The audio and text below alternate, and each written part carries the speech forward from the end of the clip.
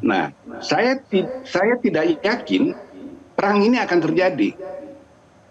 Ini tekanan Amerika Serikat itu tujuannya itu untuk memaksa Iran menerima tuntutan mereka itu yang tidak masuk akal. Tidak mungkin Iran bisa penuhi itu. Bukan soal masalah nuklir sebenarnya. Karena Iran itu nggak akan bangun senjata nuklir. Kalau dia bangun senjata nuklir, nggak usah Israel bersuara, nggak usah Amerika Serikat bersuara.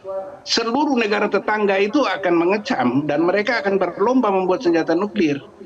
Sehingga membuat senjata nuklir di Iran itu bukan hal yang darurat atau hal yang penting untuk dilakukan. Karena Iran ini akan dikepung oleh seluruh dunia. Nah, yang terpenting bagi Israel itu adalah Iran tidak boleh memiliki pengayaan rudal balistik. Rudal balistik ini bisa mencapai Israel. Iran mempunyai beberapa jenis senjata rudal balistik dan rudal jelajah yang pada Juni lalu digunakan dan berhasil menembus sistem pertahanan berlapis Israel. Nah, jadi saya rasa dalam kerangka berpikirnya Donald Trump bahwa manusia Barat itu akan pasti ketakutan menghadapi sebuah ancaman di depan mata yang destruktif. Tapi dia sedang berhadapan dengan satu bangsa yang bangsa kuno yang dalam sejarahnya belum pernah berhasil diduduki oleh negara asing. Iran itu sudah peradaban kuno. Dia mulai dari Cyrus yang Agung itu 500 tahun sebelum Masehi diserang oleh Alexander yang Agung. Berhasil masuk Iran tapi kemudian terpukul mundur. Romawi juga begitu. Tentara Arab masuk.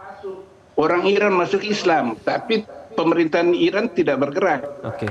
Kemudian Afghanistan pernah menyerang, Inggris, lalu Uni Soviet setelah Perang Dunia Kedua, dan semuanya mundur. Jadi Iran dari segelintir negara di dunia yang belum pernah diperintah oleh negara asing, itu Iran dan Armenia. Sehingga Pak Smith, apa sebenarnya yang termasuk dengan sanksi ekonomi pun ternyata tidak bisa ya. Ternyata Iran masih bisa berjalan menggerakkan ekonominya dengan caranya sendiri meskipun di bawah sanksi yang terus-menerus dikenakan oleh Amerika Serikat.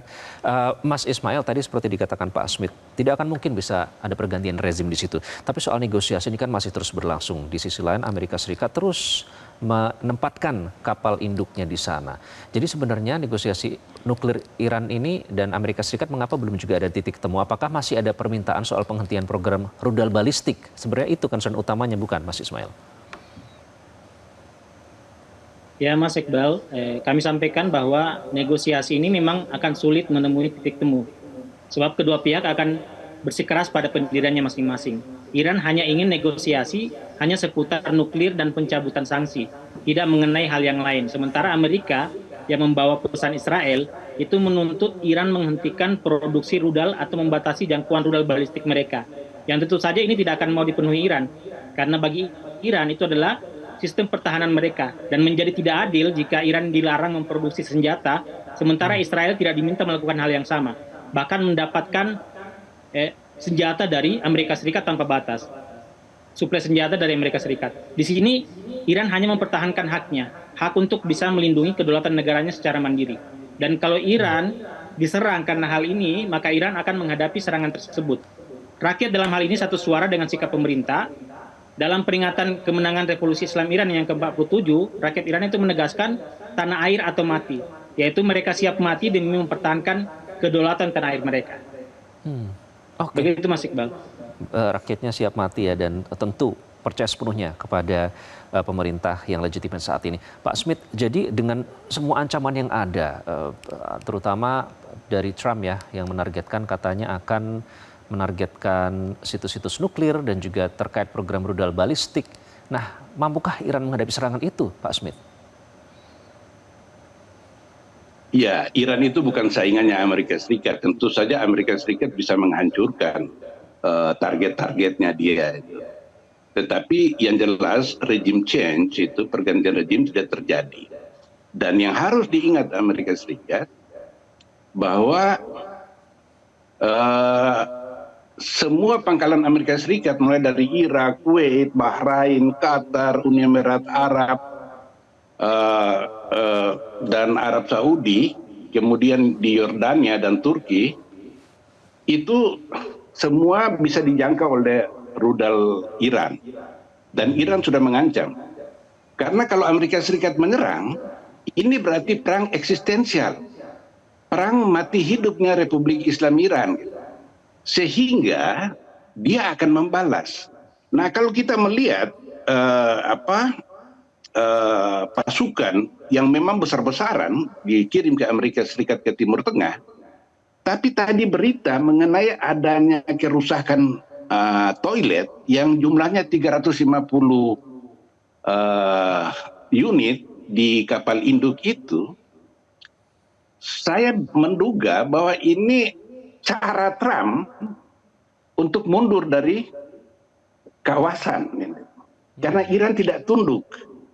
Nah, ada lagi bahwa sesuai dengan kesepakatan yang dibuat oleh Amerika Serikat dan Iran dalam negosiasi di Jenewa pada tanggal 17, dan kemudian juga ada kontak terus-menerus antara Menteri Luar Negeri Iran, Abbas Araghchi, dan utusan khusus Amerika Serikat untuk Timur Tengah, yaitu Steve Witkoff, itu menyatakan bahwa Iran sudah siap sesuai dengan kesepakatan di Jenewa itu untuk menyerahkan atau merepresentasikan posisinya. Tentu ada konsesi di situ. Tapi konsesi itu pasti bukan soal misail itu, bukan soal rudal balistik itu. Karena itu sama dengan bunuh diri. Dan itu hak Iran untuk memilikinya. Masalahnya begini, sejak revolusi Islam Iran tahun 79, Iran itu dikenakan embargo senjata, bukan cuma Amerika Serikat, tapi juga negara-negara Barat. Bahkan Rusia ikut terpengaruh permintaan Iran untuk membeli sistem pertahanan S-400 Rusia yang ditakuti Barat itu tidak diberikan oleh Rusia walaupun sudah dijanjikan, karena Rusia memperhitungkan hubungannya dengan negara-negara Eropa dan Amerika Serikat.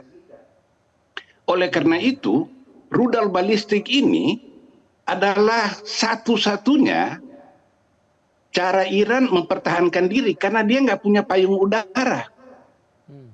Pesawat-pesawat tempur dia itu terbuat pada zaman Shah, itu F4, F5, itu yang sudah sudah kadaluarsa lah, sudah nggak bisa dipakai untuk bertanding.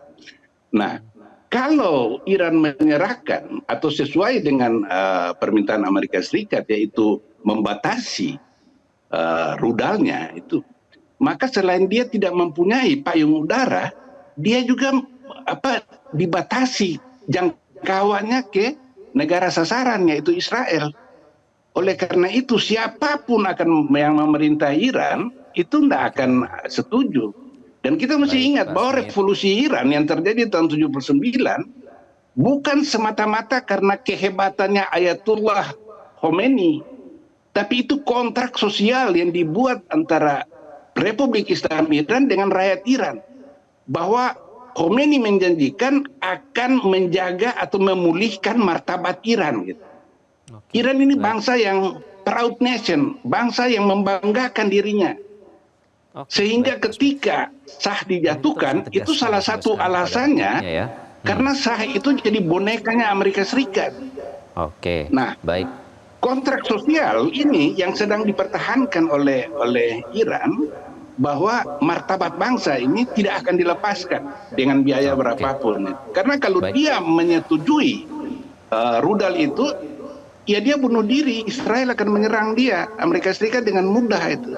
Jadi saya merasa bahwa perang ini secara akal sehat kita mengingat bahwa negara-negara Arab di Teluk itu semua menentang perang ini, juga Uni Soviet, Rusia dan Cina, bahkan Inggris sekalipun. Oke, baik. Nah, sehingga kalau kita lihat Dan itu, bahwa makanya perang ini